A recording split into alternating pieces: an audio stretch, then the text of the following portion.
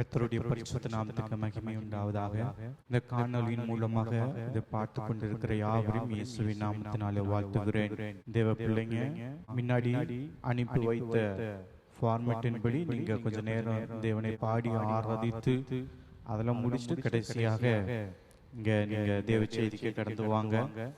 தேவன் தாமே உங்களை ஆசீர்வதிப்பாராக. எல்லாரும் பைபிளை கையில் எடுத்து வச்சுக்கோங்க. வசனங்களை என் கூட சேர்ந்து வாசிங்க.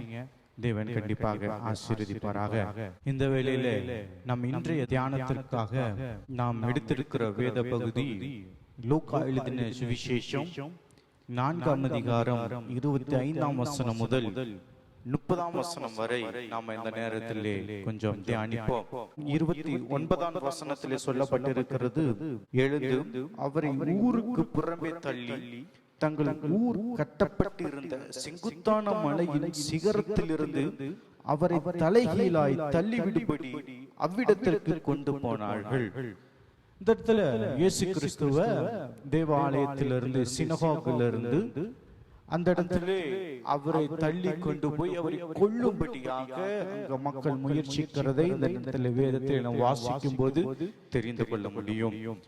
இந்த இடத்துல இயேசுவை கொல்லும் அளவு என்ன சம்பவம் அங்கு நடைபெற்றது, இயேசு கிறிஸ்துவை அந்த இடத்துல கொலை செய்யும் அளவு அந்த இடத்துல என்ன அவர் பேசினார் என்கிறதை நாம பார்க்கணும். அதற்கு முன்பாக இது சம்பவம் நடக்கும் முன்பாக பார்க்கும்போது இந்த வேதத்தை முன்னாடி 4ஆம் அதிகாரம் முன்னாடி வாசித்து பார்க்கும்போது அங்கு இயேசு கிறிஸ்து என்ன செய்கிறார், சினகோகுக்கு வருகிறார். அதாவது நம்ம மொழியிலே அது தேவ ஆலயத்திற்கு அங்க வருகிறாரு.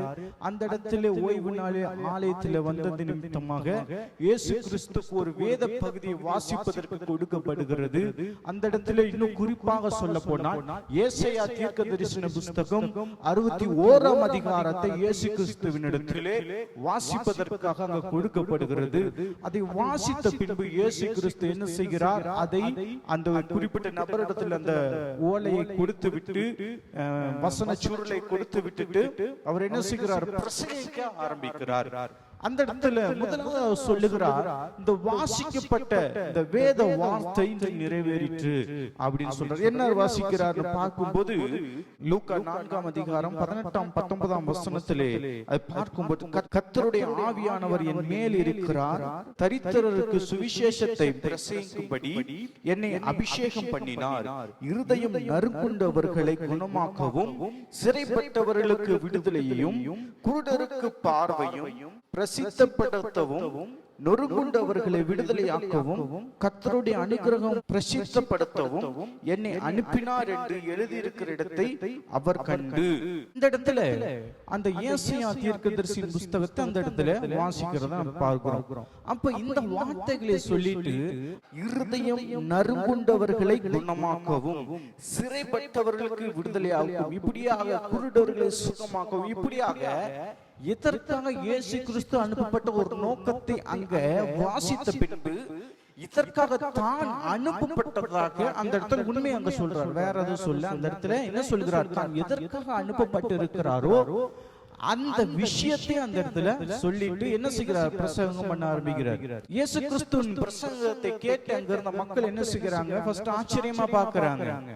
இவர் வார்த்தையில் இப்படி கிருபை மிகுந்த வார்த்தைகள் வருகிறது, இவருடைய வார்த்தைகள் ஆச்சரியம் உள்ளதாக இருக்கிறது என்று சொல்லி ஃபர்ஸ்ட் என்ன செய்கிறாங்க, ஆச்சரியப்படுறாங்க. அதுக்கப்புறம் என்ன செய்கிறாங்க, முறுமுறுக்க ஆரம்பிக்கிறார்கள்.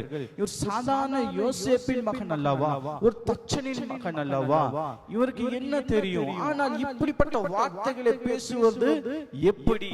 இயேசு கிறிஸ்து சொன்ன அந்த வார்த்தையை அவர்கள் விசுவாசிக்கவில்லை. தீர்க்க தரிசனம் நிறைவேறிற்று என்று சொன்னதை இயேசு கிறிஸ்து சொன்னதை அவர்கள் நம்பல. இன்னொரு தீர்க்க தரிசனம் அதே நாளில் அங்க நிறைவேறுகிறது. ஏசாயா 6:9 சொல்லப்பட்டிருக்கிறபடி, நீங்கள் காதார கேட்டு உணராமலும் கண்ணார கண்டும் அறியாமலும், அங்க முன்பாக சொல்லப்பட்டது போல அவங்க காதால கேட்கிறாங்க, எதிர்பார்த்த மெசியா இவர்தான், அதை இவர்கள் கண்ணால கண்டு என்ன செய்யல, அவங்களை அறியாம இருக்கிறாங்க. தான் மெசியா என்கிறதை தன்னுடைய வாயால சொல்லியும் அவர்கள் என்ன செய்யல, அதை அவர்களால் அறிய முடியல, கேட்கல, புரியல. இப்படி 2 வார்த்தைகள் அந்த இடத்துல நிறைவேறுகிறது. 2 தீர்க்க தரிசன வார்த்தைகள் நிறைவேறுகிறது. அப்ப என்ன செய்கிறது? தேவன் இவர்களுடைய மனதை அறிந்து, இஸ்ரவேல் ஜனங்களுடைய கடினமான இந்த மனதை அறிந்து, அவர்களுடைய முறுமுறுப்பை அறிந்து என்ன செய்கிறாரு? அங்க கொஞ்சம் ஸ்ட்ராங்கா பேச ஆரம்பிக்கிறார், கொஞ்சம் திட்ட ஆரம்பிக்கிறார். நம்ம பொதுவாவே பாஸ்டர் திட்டினா என்ன செய்யாது? பிடிக்காது. நம்ம பாஸ்டர் நல்ல ஆசீர்வாதம், நம்ம மெசேஜ் நல்ல ஆறுதலான மெசேஜ், நல்ல கிருபையான வார்த்தைகளை பேசும்போது சந்தோஷமாக இருக்கும். ஆனா எப்போ அவர் திட்ட ஆரம்பிக்கிறாரோ, எப்போ கடிந்து கொள்ள ஆரம்பிக்கிறாரோ, யாருக்கும் என்ன செய்யாது? பிடிக்காது. அங்க அதே சம்பவம் தான் இங்கே நடக்குது. இங்க என்ன செய்கிறார்? இயேசு கிறிஸ்து கடிந்து கொள்ள ஆரம்பிக்கிறார். இவர்களுடைய அவிசுவாசத்தை கண்டு என்ன செய்கிறாரு? கடிந்து கொள்ள ஆரம்பிக்கிறார். இவர்களுடைய கோபம் என்ன செய்கிறது? அதிகமாகிறது. இங்க பார்க்கும்போது வேதத்திலே ரெக்கார்டான பதிவான இயேசு கிறிஸ்துவின் முதல் பிரசங்கம் இதுதான். தேவாலயத்திலே இயேசுவால் பிரசங்கிக்கப்பட்ட முதல் பிரசங்கம், வேதாகமத்தில் பதிவான இந்த வார்த்தை முக்கியம், பதிவான முதல் பிரசங்கம். அந்த பிரசங்கத்தில் மிகப்பெரிய சோதனை. யார் என்ன செய்யல? அவருடைய வார்த்தையை விசுவாசிக்கவில்லை. தான் எதற்காக அனுப்பப்பட்டாரோ அது தேவ ஆவியானால் உணர்த்தப்பட்டு அந்த இடத்துல அந்த விஷயத்தை இயேசு கிறிஸ்து அவங்க சொல்றாரு. ஆனாலும் ஜனங்கள் அதை ஏற்றுக்கொள்வதற்கு தயாராக இல்லை. ஆனால் ஜனங்கள் அதை விசுவாசிக்கவில்லை. அங்க தொடர்ந்து அவர் என்ன சொல்கிறாரு? பழமொழியை சொல்கிறாரு. லூக்கா 23ஆம் வசனத்துல பார்க்க, 4ஆம் அதிகாரம் 23ஆம் வசனத்தை அவர் அவர்கள் நோக்கி, வைத்தியனே உன்னைத்தானே குணமாக்கிக் கொள் என்ற பழமொழியை சொல்றாரு. ஏன் அப்படி சொல்கிறார்? பொதுவா இயேசு கிறிஸ்து முழு வேதாகமத்தை எடுத்து பார்க்கும்போது மற்ற இடத்துல செய்த அற்புதங்களை பார்க்கிலும் அவருடைய சொந்த ஊர்ல செய்த அற்புதம் ரொம்ப கம்மி. இது அவருடைய சொந்த ஊர் இல்லை, அவருடைய சொந்த ஊர்ல, ஹோம் டவுன்ல நடக்கிற சம்பவம் தான் இது. மத்தேயு 13ஆம் அதிகாரம் 58ஆம் வசனத்தை வாசித்து பார்க்கும்போது இவ்விதமாக சொல்லப்பட்டிருக்கிறது. அவர்களுடைய அவிசுவாசத்தின் நிமித்தம் அவர் அங்கே அநேக அற்புதங்களை செய்யவில்லை. அநேக அற்புதங்களை என்ன செய்யலையா? அங்க செய்யல. வேற எங்கவும் கிடையாது, நாசரேத்துல தான் அங்க இயேசு கிறிஸ்து சொல்றாரு. அவருடைய சொந்த ஊர்ல சொல்றாரு. அப்போ நீங்களே என்ன செய்யுங்க? நீங்களே குணமாக்கி கொள்ளுங்கிற பழமொழியை சொல்றாரு. அவர்கள் இயேசு கிறிஸ்துவை ஏற்றுக்கொள்ளாததினாலே, அவர்கள் இயேசு கிறிஸ்துவை மதிக்காததினாலே, அங்க தொடர்ந்து இங்க வசனத்துல சொல்லும்போது அங்க இயேசு கிறிஸ்து சொல்றாரு, ஆனாலும் தீர்க்கதரிசிக்கு ஒருவனுக்கு தன் ஊரிலே அங்கீகரிக்கப்பட மாட்டான். அததான் அங்க சொல்றாரு. அவரை அங்க அங்கீகரிக்காதனாலே, தேவனை அவர்கள் அங்கீகரிக்காதனால அநேக அற்புதங்களை என்ன செய்யல? அங்க செய்யல. ஆண்டவர் என்ன செய்கிறாரு? மனுஷனுடைய நேச்சரை அங்க சொல்றாரு. உன்னை நீயே குணமாக்கிக்கொள், ஆனாலும் மனிதனுடைய குணம் வெளிப்படுவதே என்று சொல்கிறார். என்னன்னா விசுவாசிக்க மாட்டாங்க, ஆனா அற்புதத்தை எதிர்பார்ப்பாங்க. லூக்கா 4ஆம் அதிகாரம் 23ஆம் வசனத்தில் அவர் சொன்னது போல, நாங்கள் கேள்விப்பட்டபடி கப்பர்நகூம் ஊரிலே உன்னால் செய்யப்பட்ட கிரியைகள் எவைகளோ அவைகளே உன் ஊராகிய இவ்விடத்திலும் செய். அங்க எப்படி எல்லாம் அற்புதம் செஞ்சீரோ அதே போல இங்கேயும் அற்புதத்தை செய்யுங்க என்று சொல்லி நீங்க கேட்பீங்க அப்படின்னு இயேசு கிறிஸ்து சொல்றாரு. நீங்க கேட்பீங்க, ஆனா விசுவாசிக்க. இவங்களுக்கு என்னன்னா, இவரை அங்கீகரிக்க மாட்டாங்க, இயேசு கிறிஸ்துவை அங்கீகரிக்க மாட்டாங்க, இந்த இடத்துல அவரை மதிக்க மாட்டாங்க, அவர் சொல்கிற வார்த்தை விசுவாசிக்க மாட்டாங்க, ஆனா அற்புதம் மட்டும் நடக்கும். அதான் இங்க இருக்கிற பிரச்சனை. வார்த்தைக்கு மரியாதை கிடையாது, இவர் சொல்கிற வசனங்களை கேட்பது கிடையாது, இவர் சொல்கிற சம்பவங்களை விசுவாசிப்பது கிடையாது, ஆனா அற்புதம் மட்டும் வேணும். இது பாத்தீங்கன்னா நார்மல் ஹியூமன் டெண்டன்சி தான். அந்த இடத்துல பாத்தீங்கன்னா பெரிய விசுவாசம் இருக்காது, பெரிய தேவனோட நெருக்கமா இருக்க மாட்டாங்க, தேவனிடத்தில் அதிகமாக நேரத்தை செலவிட மாட்டாங்க, ஆனா அற்புதம் மட்டும் வேணும். அப்படி என்ன செய்வோம்? நம்ம எல்லாரும் ஆசைப்படுவோம். ஆண்டவர் அங்க அற்புதம் செய்யறாரு, இங்க அற்புதம் செய்யறாரு, எனக்கு ஒரு அற்புதத்தை செய்ய மாட்டாரா அப்படின்னு கேட்போம். ஆனா அவருடைய வார்த்தையின் மேல இருக்கிற விசுவாசம் என்ன இருக்கும்? நமக்கு குறைவா இருக்கும். இன்னும் சொல்லப்போனா அந்த வார்த்தைகளை வாசிக்க கூட மாட்டோம், அவர் வார்த்தையை நாங்க தியானிக்க மாட்டோம், அவர் வார்த்தையை நம்ம என்ன செய்ய மாட்டோம்? முக்கியத்துவம் கொடுக்க மாட்டோம், ஆனா அற்புதம் மட்டும் வேணும் என்ன சொல்லுவோம். ஆனா ஆண்டவருக்கு அற்புதம் செய்கிறது பெரிய விஷயம் கிடையாது. ஆண்டவர் அவர் அற்புதத்தை பார்க்கலும் அவருடைய வார்த்தையை தான் என்ன செய்கிறார், அதிகம் மதிப்பு கொடுக்கிறார், அதிகம் முக்கியத்துவம் கொடுக்கிறார். ஏன்னா அற்புதம் பெருசு இல்ல, ஏன்னா இதை டெமான்ஸ்ட்ரேட் பண்ணி இருக்கிறாரு, இது எடுத்து காட்டி இருக்கிறாரு. ஆண்டவர் வில்டர்னஸ்ல வனாந்தரத்தில் 40 நாள் சோதிப்பதற்காக அங்க கடந்து போன போது, சோதிக்கப்படும் போது பிசாசனவன் என்ன சொல்கிறான், உம்முடைய பசியை போக்க முடிய இந்த கற்களை என்ன செய்யும் அப்பமாக்கி உண்ணும் என்று சொல்லுகிறான். ஆனா ஆண்டவர் என்ன சொல்லுகிறார், அந்த இடத்துல அற்புதத்தை செய்யல, அந்த கற்கள் என்ன செய்யல, அப்பமா மாத்தல, அதே வார்த்தை கொண்டு என்ன செய்கிறாரு, மனுஷன் 40 மாத்திரமல்ல தேவனுடைய வார்த்தையினால் என்ன செய்ய முடியும், பிழைக்க முடியும் என்று சொல்லி அவருடைய வார்த்தையினால மறு உத்தரவு கொடுக்கிறார். பிசாசு என்ன சொல்லுகிறான், நீ என்ன செய்யும், இந்த பெரிய உயரமான ஸ்தலத்தை கொண்டு போய் இங்கிருந்து குதியும், உம்முடைய தேவதூதர்கள் தம் பாதம் கல்லில் இடராதபடி உங்கள் தங்கள் கரங்களை ஏந்தி கொண்டு போவார்கள் என்கிற வசனத்தின்படி குதியும். அதுக்கு இயேசு கிறிஸ்து குதிச்சிட்டாரா, குதிக்கலைங்க. அவர் என்ன செய்கிறாரு, அந்த இடத்துல உன் தேவனாய கர்த்தரை இங்க சோதிக்காம இருக்கணும்னு சொல்லி இருக்கிற வசனத்தை அந்த இடத்துல சொல்லி அந்த வசனத்தின் மூலமா தான் மேற்கொள்கிறார். அப்போ இயேசு கிறிஸ்துனால அற்புதத்தை செய்ய முடியுங்கிறதுனால அங்க அற்புதத்தை அவர் செய்யல, அவருடைய வார்த்தையை தான் முன்னாடி கொண்டு வந்து நிறுத்துறாரு. அப்ப அற்புதத்தை பார்க்கலாம் உண்மையான தேவ பிள்ளைகள் அற்புதத்தை நம்பி இருப்பதை பார்க்கலாம் அவருடைய வார்த்தையை நம்பி இருக்கிறதா உண்மையான தேவ பிள்ளைகள். யார் யார் அவருடைய அற்புதத்தை தேவன் கண்டிப்பா செய்வாரு, அவருக்கு ஒரு பெரிய விஷயமே இல்லை. ஆனா அதை பார்க்கிலும் அவர் வார்த்தையை நம்பி இருக்கிற பிள்ளைங்க, அவர் வார்த்தைக்கு முக்கியத்துவம் கொடுக்கிற பிள்ளைங்களை தான் தேவன் விரும்புகிறார். அவருடைய வார்த்தையை முன்னுரிமைப்படுத்தி வாழ்கிற ஒரு வாழ்க்கை தான் உண்மையான வாழ்க்கை. ஆண்டவர்கிட்ட நன்மையை பெற வேண்டும், அற்புதத்தை பெற, அதெல்லாம் செகண்டரி. அது ஆண்டவர் என்ன செய்வார், கூட கொடுப்பாரு. ஆனா அதையோட முக்கியமான ஒரு காரியம் அவர் வார்த்தைக்கு முக்கியத்துவம் கொடுத்து வாழ்கிற ஒரு வாழ்க்கையை தான் என்ன செய்கிறாரு, தேவன் விரும்புகிறார். சரி, நம்ம தொடர்ந்து பார்க்கும்போது லூக்கா 4ஆம் அதிகாரம் 25ஆம் வசனத்திலிருந்து நம்ம வாசிக்கும் போது அவர் சொல்லுகிறார், அன்றியும் எலியாவின் நாட்களிலே 3 வருஷம் 6 மாதமும் வானம் அடைக்கப்பட்டு தேசமெங்கு மிகுந்த பஞ்சம் உண்டாயிருந்த போது இஸ்ரவேலுக்குள்ளே அநேக விதவைகள் இருந்தார்கள்.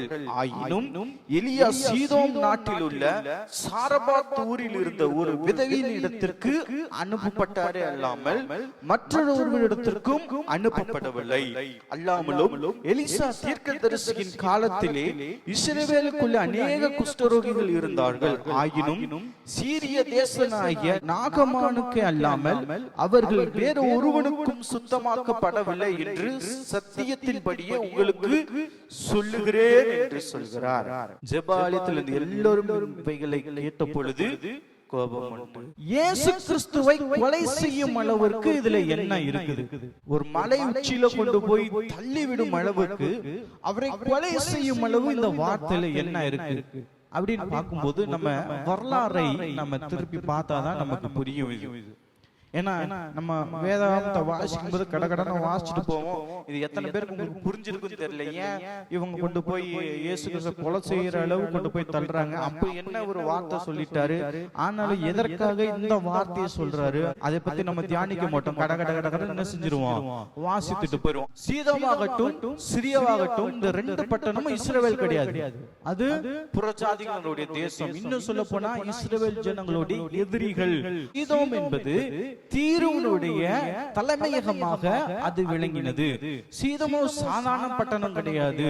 அக்காலத்தில் மிகவும் ஒரு வணிக ரீதியாக மிகவும் முன்னேறின ஒரு பட்டணமாக இருந்தது. அநேக வணிகங்கள் ஏற்பட்டு கொண்டிருந்தது, ஏகப்பட்ட வியாபாரங்கள் நடந்து கொண்டிருந்த பட்டணம் அது.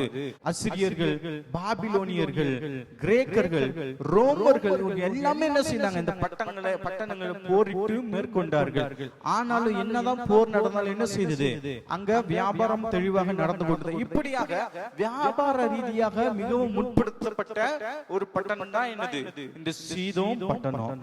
எலியாவின் காலகட்டத்திலே இஸ்ரவேலை ஆகாபு அரசாண்டு கொண்டு இருந்தார். அவர் யாரை திருமணம் செய்கிறார் என்று பார்க்கும்போது யெசபேல். இந்த யெசபேல் யாருன்னு பார்க்கும்போது சீதோம் பட்டணத்தினுடைய இளவரசியாக இருந்தார். தீரு பட்டணத்துடைய அரசனுடைய மகள் தான் யாரு, இந்த யெசபேல். இந்த எசபேலை திருமணம் செய்தபடினாலே என்ன செய்கிறான்? விக்கிரக ஆராதனையை அங்க என்ன செய்கிறார்? ரொம்பவும் பிரசித்தப்படுத்துகிறாள் இஸ்ரவேல் ஜனங்களின் மத்தியிலே.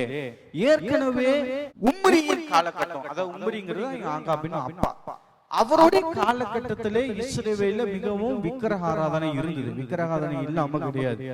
ஆனா எசபேலை ஆகாப் திருமணம் செய்த பின்பு இது மிகவும் கடுமைப்படுத்துகிறார். இந்த இடத்துல பாகாலையும் அஸ்தரோத்தையும் அதிகமாக ஜனங்கள் அங்கே வணங்க ஆரம்பிக்கிறார்கள், கொண்டாட ஆரம்பிக்கிறார்கள், அவர்களை பின்பற்ற ஆரம்பிக்கிறார்கள்.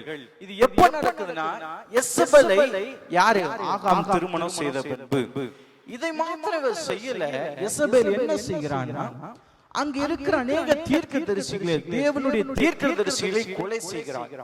அங்க உபதியமா மட்டும் இல்லைன்னா இஸ்ரவேல்ல ஒரு தீர்க்கதரிசிகள் இல்லாம எல்லாத்தையும் கொண்டிருப்பா. இப்படி எசபேல் தீர்க்கதரிசிகளை கொல்கிறாள் என்கிறதுனாலே உபதியா என்ன செய்கிறாரு? 100 தீர்க்கதரிசிகளை, ஒரு 50 பேரை, 50 பேரை ஒரு குகையிலும் இன்னொரு 50 பேரை இன்னொரு குகையிலும் மறைத்து வைத்து அவர்களை பாதுகாக்கிறார். தப்பித்த ஒரு தீர்க்கதரிசி தான் யாருன்னா எலியா. இப்படியாக எசபேல் கொடூரமாக செயல்பட்டு கொண்டிருந்த ஒரு காலகட்டம். அந்த காலகட்டத்துல என்ன நடக்குது? எலியாவின் மூலமாக பெரிய அற்புதம் இஸ்ரவேல் நடக்குது. 850 பாகாலின் தீர்க்கதரிசிகள் என்ன செய்கிறாங்க? பாகாலை நம்புகிறவர்கள் என்ன செய்கிறாங்க? அந்த இடத்திலே தேவனால் கொல்லப்படுகிறார்கள். வானத்திலிருந்து அக்னி இங்க பூமியில வந்து அவர்கள் வெட்டி வைத்திருந்த அந்த பலியை பட்சித்து போட்டது. அவர்கள் அந்த பலியை மட்டும், அந்த மாம்சத்தை மாத்திரம் பட்சித்து போடாதபடி அதை சுற்றி இருந்த தண்ணீரை என்ன செய்து பட்சித்து, அப்படி வல்லமையா ஆண்டவர் இறங்கி கிரியை செய்த காலகட்டம் அதுதான். எலியா ஜெபம் பண்றது, மிகவும் அற்புதம் நடக்குது, அநியாயம் நடக்குது, தேவனுக்கு விரோதமான அநேக காரியங்கள் நடந்து கொண்டு இருக்கிறது. அதனால என்ன செய்கிறார் எலியா? வானத்தை அடைத்து போடுகிறார். 3.5 வருடம் அந்த இடத்துல வானம் அடைக்கப்படுகிறது. ஒரு துளி மழை பெய்யல. அந்த இடத்துல பஞ்சம் வருது. அந்த தீர்க்கதரிசியை தேவன் போஷிக்கிறார். அததான் இயேசு கிறிஸ்து சொல்றாரு. அங்க இஸ்ரவேலை யாரை கொண்டு ஆண்டவர் போஷிக்கல, யாரை கொண்டு போஷிக்கிறார்னா ஒரு புறஜாதியான சீதோம் பட்டணத்தில் இருக்கிற ஒரு விதவையை கொண்டு என்ன செய்கிறாரு? தேவனுடைய பிள்ளையை என்ன செய்கிறாரு? ஆண்டவர் போஷிக்கிறாரு. அந்த இடத்துல நமக்கு நடந்த சம்பவம் எல்லாம் தெரியும். சீதோம் பட்டணத்தில் இருக்கிற சாரிபாத் என்னும் இடத்தில் இருக்கிற அந்த விதவையின் வீட்டுக்கு ஆண்டவர் என்ன செய்கிறார்? எலியாவை போக சொல்றாரு. அங்க நடந்த சம்பவம் எல்லாம் தெரியும். அவருடைய வார்த்தைக்கு கீழ்ப்படிந்து அந்த விதவை என்ன செய்கிறார்? அவருக்கு அந்த தேவையான ஆகாரத்தை கொடுக்கிறார். அதனால என்ன செய்யல, அங்க எண்ணெயும் குறையில, மாவு என்ன செய்யல, அந்த வீட்டுல குறையவே இல்லை. ஆனா ஒரு கட்டத்தில் என்ன நடக்குது? அந்த விதவியின் மகன் இறந்து போகிறான். அந்த மகனை உயிரோடு எழுப்பி இங்க கீழே கொண்டு வருகிறாரு. அந்த இடத்துல தேவனை மகிமைப்படுத்துகிறத நம்ம பார்க்க முடியுது. அதற்கப்புறம் 27ஆம் வசனத்துல பார்க்கும்போது எலிசாவின் தீர்க்கதரிசியின் காலகட்டத்தில் இஸ்ரவேலில் அநேக குஷ்டரோகிகள் இருந்தார்கள். ஆயினும் சீரியா தேசத்தனாகிய நாகமணி அல்லாம அவர்கள் வேறொருவனும் சுத்தமாக்கப்படவில்லை அப்படின்னு சொல்றார். அடுத்தது பார்க்கும்போது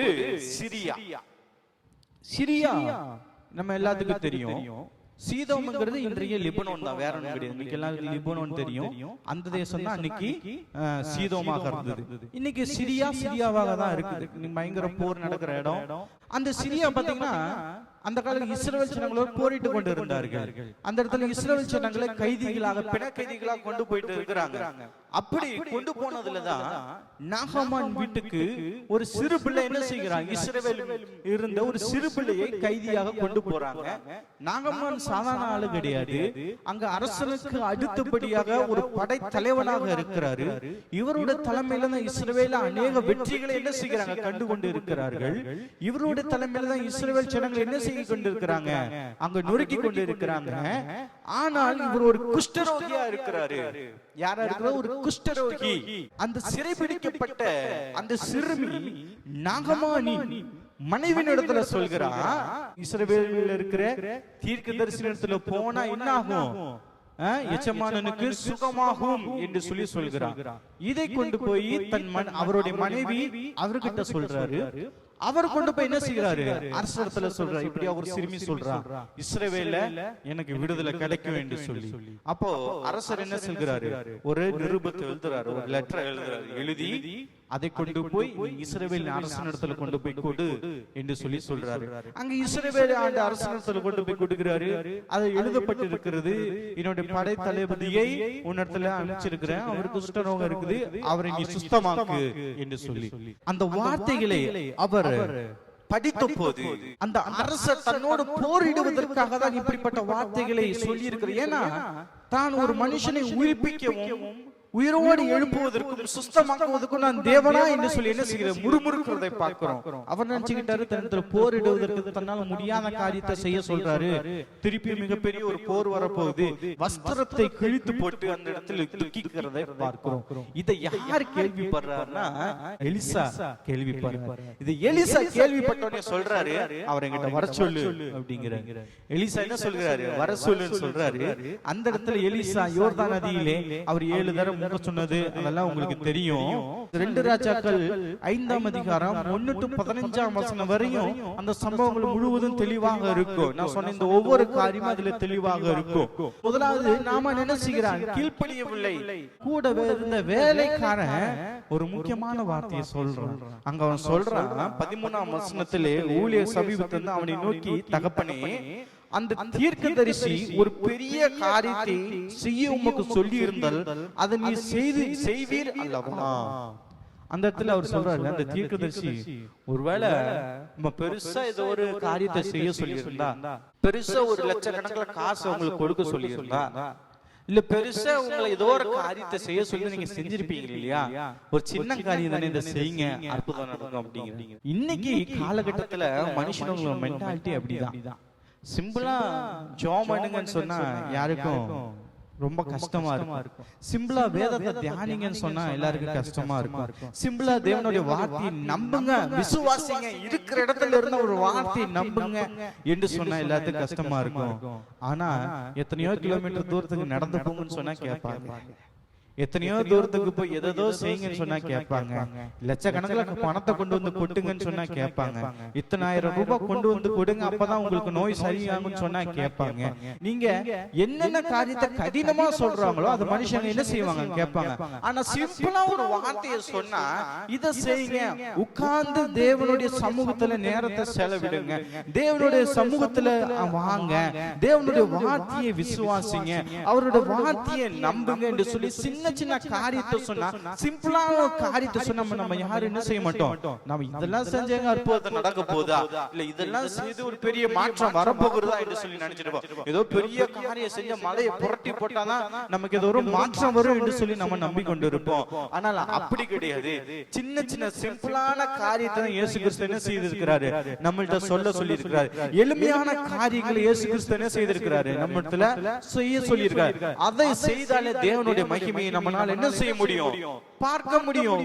தன்னுடைய சொந்த ஜனங்கள் அங்க தேவனை மறுதலிக்கிறாங்க, அவரை அங்க ஆராதிக்கல, அவங்க விக்கிரத்துக்கிட்ட போயிட்டாங்க. ஆனா புறஜாதியான நாமான் தேவனை மகிமைப்படுத்துறத பார்க்க முடியும். அங்க 15ஆம் வசனத்துல சொல்லப்பட்டிருக்கு, ஏதோ இஸ்ரவேலில் இருக்கிற தேவனை தவிர பூமி எங்கும் வேற தேவன் இல்லை என்பதை அறிகிறேன் என்று சொல்லுகிறார். இஸ்ரவேலில் இருக்கிறதா உண்மையான தெய்வம், அவரை தவிர பூமியில வேற தெய்வம் இல்லை என்கிறதை அந்த இடத்துல தெளிவுபடுத்துகிறதை நம்ம பார்க்கிறோம். அவருடைய சொந்த ஜனம் அவரை விட்டு விலகி போகுது. ஆனா அந்த இடத்துல ஒரு புறஜாதி தேவனை மகிமைப்படுத்துகிறத நம்ம பார்க்க முடியுது. இந்த சம்பவங்கள்ல என்ன செய்யுது, இயேசு கிறிஸ்து அந்த தேவாலயத்திலே சொல்லும் போது அவர்களுக்கு ஞாபகம் வருது. புறஜாதிகள் மத்தியில தேவன் மகிமைப்பட்டதெல்லாம் என்ன செய்யுது, உங்களுக்கு ஞாபகம் வருது. உங்களுக்கு ஈகோ, என்னோட தேவன் மத்த இடத்துல கிரியை செய்யறாரு, மத்த இடத்துல பிரியமா இருக்கிறாரு அப்படிங்கிற ஒரு ஈகோ இவங்கள்ட்ட வருது.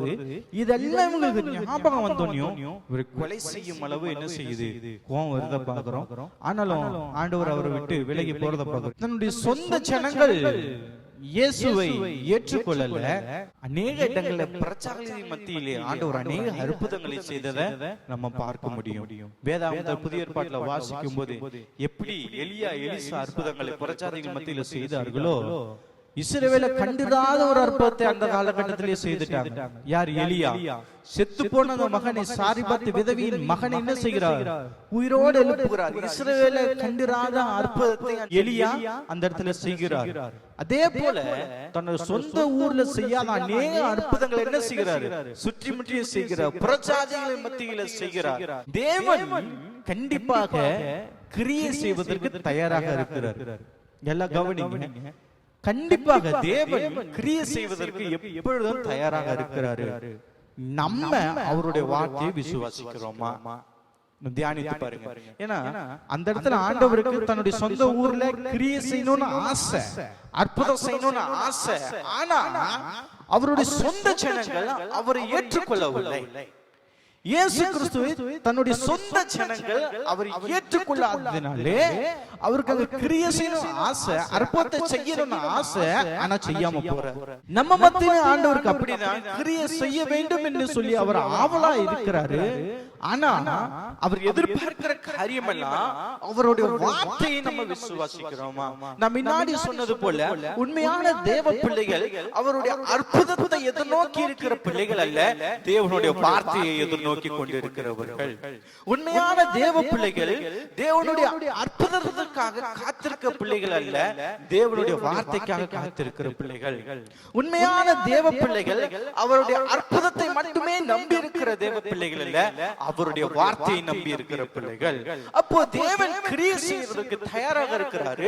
அவருடைய வார்த்தையை நம்ம விசுவாசிக்கிறோமா? அவருடைய வார்த்தைக்கு நம்ம முக்கியத்துவம் கொடுக்கிறோமா? அவருடைய வார்த்தையை நம்ம நம்பிக்கொண்டு இருக்கிறோமா? இல்ல அற்புதத்தை அதிகமாக நம்பிக்கொண்டு இருக்கிறோமா? அல்லது அற்புதத்தை எதிர்பார்த்து கொண்டிருக்கிறோமா என்று சொல்லி நம்மளுக்குள்ளே தியானித்து பார்க்க வேண்டும். நம்ம அவருடைய வார்த்தையை விசுவாசிப்பது நம்மளுடைய கடமை. நமக்கு கொடுக்கப்பட்டு இருக்கிற மிகப்பெரிய ஒரு காரியம். அவர் சித்தத்தின்படி செயல்படுகிறது அவருடைய காரியம். அவர் கண்டிப்பா அவருடைய சித்தத்தை நம்ம வாழ்க்கையில் நிறைவேறியே தீரும். என்ன திட்டத்தை என்னை கொண்டு தேவன் இங்க நடத்த வேண்டும் என்று சொல்லி அவர் வைத்திருக்கிறாரோ அது கண்டிப்பாக நடைபெறும். எப்பொழுதுனா அவர் வார்த்தையை நாம் விசுவாசிக்கும் போதுதான், அவருடைய வார்த்தையை நாம் பின்பற்றும் போதுதான், அவருடைய வார்த்தைக்கு நான் கீழ்ப்படியும் போதுதான் என்னை கொண்டு என் மூலமா என்னென்ன திட்டத்தை என் தேவன் இந்த பூமியில வைத்திருக்கிறாரோ அவரால் அதை நிறைவேற்ற முடியும். அவருடைய வார்த்தை நாம் விசுவாசிக்க முடியலன்னா, அவருடைய வார்த்தையை நான் நம்பலன்னா, அவருடைய வார்த்தைக்கு நான் முக்கியத்துவம் கொடுக்கலன்னா, அவருடைய வார்த்தைக்கு நான் கீழ்ப்படியவில்லை என்று சொன்னா, இந்த வேதத்தை நான் அதிகமாக நேசிக்கவில்லை என்று சொன்னா, அவருடைய திட்டம் என்னை கொண்டு இந்த பூமியில அவர் என்ன செய்ய வேண்டும் என்று வைத்திருக்கிறாரோ அந்த திட்டங்கள் நிறைவேற்றப்படாது. என்னென்ன அற்புதங்கள் என் பூமியில என் மூலமாக செய்யப்பட வேண்டுமோ அது நிறைவேறாது. நம் வாழ்க்கையில என்னென்ன ஆசீர்வாதங்களை தேவன் தர வேண்டும் என்று சொல்லி வைத்திருக்கிறாரோ அது நிறைவேறாது. என்னென்ன காரியங்கள் இந்த பூமியிலே நம்மளை கொண்டு தேவன் செய்வதற்கு திட்டமிட்டு இருக்கிறாரோ அது நடைபெறாது. அப்போ அவர் நம்ம வாழ்க்கையில நிறைவேறினாலே அடிப்படையில நம்ம ஒரு வார்த்தையை விசுவாசிக்கிற பிள்ளைகளாக காணப்பட வேண்டும். சில வேளை நிறைய பாடங்களை தேவன் நம்ம கற்றுக் கொடுத்திருக்கு. நம்ம என்ன செய்யலாம்? ஆண்டவரே நான் கரெக்டா தான் இருக்கிறேன், நான் ஜெபம் பண்றேன், வேதம் வாசிக்கிறேன், நெருக்கத்தின் பாதையில கொண்டு போறீரே அப்படின்னு கேட்டாலும் என்ன பாதையில ஆண்டவர் நமக்கு சித்தம் வைத்திருக்கிறாரோ, என்னென்ன காரியங்களை நம்ம கற்றுக் கொடுக்கிறதுக்கு தேவன் சித்தமா இருக்கிறாரோ அந்த காரியங்களை தேவன் கண்டிப்பாக நம்ம கற்றுக் கொடுப்பார். அந்தந்த பாதைகளை கண்டிப்பாக நம்ம கொண்டு போக தான் போகிறாரு. ஆனா நம்மளுடைய வேலை அவருடைய வார்த்தையை விசுவாசிப்பதுதான். அங்க சொந்த ஜனம், தன்னுடைய சொந்த ஜனம் அவர் ஏற்றுக்கொள்ளவில்லை, அவருடைய வார்த்தையை விசுவாசிக்கவில்லை. ஆனால் நம் கர்த்தராகிய தேவனை நாம் விசுவாசிக்கும் போது நம்மளுடைய சொந்த ஜனங்களா இருக்கிறோம். அங்க பாத்தீங்கன்னா ஒரு சொந்த ஜனங்களை ஏற்றுக்கொள்ளல, தன்னுடைய சொந்த ஜனங்கள் தன்னை ஏற்றுக்கொள்ளாததினாலே என்ன நடந்தது? அங்க பூமியில இருக்க எல்லா ஜனங்களும் அவருடைய பிள்ளைகளாக மாறுகிறார்கள், ஆபிரகாமின் சந்ததியாக மாறுகிறார்கள். காரணம் ஏன்னா அவருடைய சொந்த ஜனங்களை ஏற்றுக்கொள்ளல. நம்ம ஆண்டவரை ஏற்றுக்கொள்ளலன்னா அதுக்கு ஆண்டவருக்கு எந்த ஒரு லாஸும் கிடையாது. ஆண்டவர் இந்த கல்லிலிருந்து கூட என்ன செய்ய முடியும்? ஆபிரகாமின் சந்ததியை எழுப்ப முடியும். ஆண்டவரை நம்ம விசுவாசிச்சோம்னா நம்ம ஆத்மாவுக்கு சேஃப், நம்ம வாழ்க்கை சேஃப், நம்மளுடைய ஆத்மா ரட்சிக்கப்படும். நம்ம அவருடைய வார்த்தையை விசுவாசிக்காம வார்த்தைக்கு கீழ்ப்படியாம இருந்தோம்னா நமக்கு தான் இழப்பு, ஆண்டவருக்கு எந்த ஒரு இழப்பும் கிடையாது. தேவ பிள்ளைகளே, அந்த இடத்துல அந்த ஜனங்கள் தன்னுடைய சொந்த ஜனங்கள் ஆண்டவரை ஏற்றுக்கொள்ளவில்லை, அவரை கொலை செய்யும் அளவுக்கு போனாங்க. அதனால எல்லாருமே தேவனுடைய ஜனங்கள் ஆனாங்க. அந்த இடத்துல அநேக இடங்கள்ல அற்புதங்களை செய்கிறாரு, அங்க ரொம்ப கம்மியான அற்புதங்களை தான் செய்கிறாரு. அவர் ஏற்றுக்கொண்ட நம் வாழ்க்கையில் மிகப்பெரிய அற்புதங்களை செய்வதற்கு தேவன் வல்லவராயிருக்கிறார். அவர் விசுவாசித்தால் இந்த நோயை எடுத்து போடுவதற்கு தேவன் வல்லவராயிருக்கிறார். அவரை விசுவாசித்தால் கொரோனாவை இந்த உலகத்திலிருந்து நீக்கிப்படுவதற்கு தேவன் வல்லவராயிருக்கிறார். அவரை விசுவாசித்தால் இந்த நோய் நம்மை அண்டாதபடி பாதுகாப்பதற்கு தேவன் வல்லவராயிருக்கிறார். தேவச்சனமே, அதனால நம்ம எல்லாரும் அவரை விசுவாசிப்போம், அவர் வார்த்தையை நம்புவோம், அவருடைய வார்த்தைக்கு முக்கியத்துவம் கொடுப்போம், அவர் வார்த்தையின்படி நடப்போம். கண்டிப்பாக கர்த்தர் பெரிய காரியங்களை நம் வாழ்க்கையில் செய்ய போகிறார். அதனாலே நம்ம எல்லாரும் அவர் வார்த்தை விசுவாசிப்போம், தேவனுடைய மகிமையை நாம் காண போகிறோம். எல்லாரும் கண்களை மூடுவோமா? அப்படி நம்ம எல்லாரும் கண்களை மூடி ஆண்டவரை பார்த்து, ஆண்டவரே நீர் கொடுத்த வார்த்தையின்படி ஆண்டவரே தன்னுடைய சொந்த ஜனங்கள் ஆண்டவரை இயேசு கிறிஸ்துவை ஏற்றுக்கொள்ளவில்லை. அவர் கொடுத்த முதல் பிரசங்கத்திலே அவரை முறுமுறுத்தார்கள், அவரை கொலை செய்யும்படியாக தள்ளி போட்டார்கள். ஆண்டவரே, ஆண்டு நாங்கள் உங்களுடைய வார்த்தை விசுவாசிக்கணும் அப்பா, எங்களுக்கு கிருபை தாருங்க ஆண்டவரே. உங்களுடைய எங்கள் கண்களை திறந்தருளுங்க ஆண்டவரே, எங்களுடைய ஆவிக்குரிய கண்களை திறந்தருளுங்க அப்பா. ஆண்டவருடைய வார்த்தை விசுவாசிக்கும்படியாக ஆண்டவரே எங்களுடைய ஆவிக்குரிய கண்களை திறந்து ஆண்டவரே, ஆண்டவருடைய வார்த்தையில் நம்பி இருக்கிற பிள்ளைகளாக, உங்களுடைய வார்த்தைக்கு கீழ்ப்படுகிற பிள்ளைகளாக ஆண்டவர் நாங்கள் அற்புதத்தை எதிர்நோக்கி இருக்கிற பிள்ளைகள் மாத்திரமல்ல ஆண்டவரே, நாங்கள் அற்புதத்தையே நம்பி இருக்கிற பிள்ளைகள் மாத்திரமல்ல ஆண்டவரே, ஆண்டவரே உங்களுடைய வார்த்தையை விசுவாசிக்கிற பிள்ளைகளாக, உங்களுடைய வார்த்தையை நாங்கள் எதிர்நோக்கி இருக்கிற பிள்ளைகளாக, ஆண்டவரே உங்களுடைய வார்த்தைக்கு முக்கியத்துவம் கொடுக்கிற பிள்ளைகளாக நாங்கள் ஜீவிக்க எங்களுக்கு உதவி செய்யுங்க ஆண்டவரே. ஒரு வார்த்தையை கேட்டுக்கொண்டிருக்கிற ஒவ்வொருவரையும் தேவனை ஆசீர்வதிங்க, 100 மடங்கு ஆசீர்வதிங்க ஆண்டவரே. நாங்கள் தனித்தனியா வீடுகளை ஆராதித்துக் கொண்டிருந்தோம் ஆண்டவரே, நாங்கள் கூடிய சீக்கிரம் ஆண்டவரே ஒன்றாம் நாமத்தை மகிமைப்படுத்த என் தேவனீர் எங்களுக்கு உதவி செய்ய முடியாது ஜெபிக்கிற ஆண்டவரே. எங்கள் மத்தியிலும் நாம மகிமைப்படுவதாக, எங்கள் மத்தியிலும் ராஜ்யம் ஆண்டவரே வருவதாக ஆண்டவரே. ஆண்டவரே இந்த நோய் சீக்கிரமாக தேசத்தை விட்டு விலகி போகட்டும் ஆண்டவரே, இந்த உலகத்தை விட்டு விலகி போகட்டும் ஆண்டவரே. எல்லாரும் நார்மல் லைஃபுக்கு வருவதற்கு தேவன் உதவி செய்யுங்க ஆண்டவரே. ஆண்டவரே இந்த லாக்டவுன் காரணமாக ஆண்டவரே எந்த ஒரு ஜனமும் வறுமையில இருக்கக்கூடாது, பட்டினியில இருக்கக்கூடாது ஆண்டவரே. ஆண்டவரே ஆகாரத்தை கொடுங்க, தேவைகளை சந்திங்க ஆண்டவரே. விசேஷமா எல்லா விசுவாச குடும்பங்களும் கையில் ஒப்பிடுகிற ஆண்டவரே, குடும்பங்களை சமாதானத்தை தாருங்க, குடும்பங்களை சந்தோஷத்தை தாருங்க, தேவைகள் சந்திக்கப்படுவதாக, தேவனுடைய சமாதானம் வீட்டிலே இருப்பதாக, தேவனை நம்பி இருக்கிற பிள்ளைகளாக, தேவனுடைய வார்த்தையை நம்பி இருக்கிற பிள்ளைகளாக நாங்கள் எப்பொழுது கிருபை செய்யுங்க. அற்புதத்தை நாங்கள் பெற்றுக்கொள்ள முடியும் என்று சொல்லி நாங்கள் விசுவாசிக்கிறோம். ஆனால் உங்களுடைய வார்த்தையை நாங்கள் நம்பி இருக்கிறோம் ஆண்டவரே. உண்மை நாங்கள் மகிமைப்படுத்துகிறோம், நீ மகிமைப்படுவீராக, நீ கனப்படுவீராக. இயேசுவின் மூலம் ஜெபிக்கிறேன் நல்ல பிதாவே, ஆமென். என் ஆத்துமாவே கர்த்தரை ஸ்தோத்திரி, என் முழுவதுமே பரிசுத்த நாமத்தை ஸ்தோத்திரி. என் ஆத்துமாவே கர்த்தரை ஸ்தோத்திரி, அவர் செய்த சகல உபகாரங்களையும் மறவாதே. ஆமென். பிதாவாகிய தேவனுடைய அன்பும் கர்த்தராகிய இயேசு கிறிஸ்துவின் கிருபையும் பரிசுத்த ஆவியானவரின் வழிநடத்தலும் சிநேகமும் இன்றும் எப்பொழுதும் நம் அனைவரோடும் இருப்பதாக. ஆமென். அல்லேலூயா.